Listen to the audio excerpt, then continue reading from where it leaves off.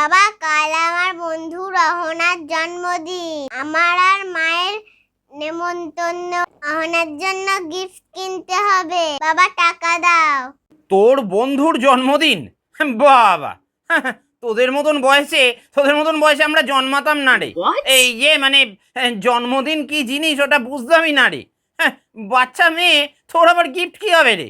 যাবি, খেয়ে চলে আসবি। আমি নয় বাচ্চা মেয়ে, কিন্তু মায়ের তো মান সম্মান আছে। মায়ের কথা ভেবে কিছু তো একটা কিনে দাও।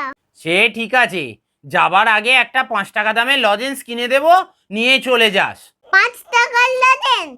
অহনা তো স্কুলেই আমাদের 10 টাকা দামের ক্যাডবেরি দিয়েছে গো। সে যার জন্মদিন তাকে বেশি দিতে হয়। তুই বাচ্চা মেয়ে, তুই 5 টাকাতেই কাজ সার। ওরা শুনছিলাম মটন বিরিয়ানি আর চিকেন চাপ খাওয়াবে, আর আমি 5 টাকার লজেন্স নিয়ে যাব। সত্যি সত্যি ওরা ওসব খাওয়াবে নাকি রে? তাহলে এক কাজ কর না, তোর মায়ের জায়গায় বরং আমি চলে যাই। তুই গিয়ে বলবি মায়ের শরীরটা খারাপ, তাই বাবা এসেছে। আমি নয় যাবার সময় একটা 10 টাকা দামেরই ক্যাডবেরি নিয়ে যাবো।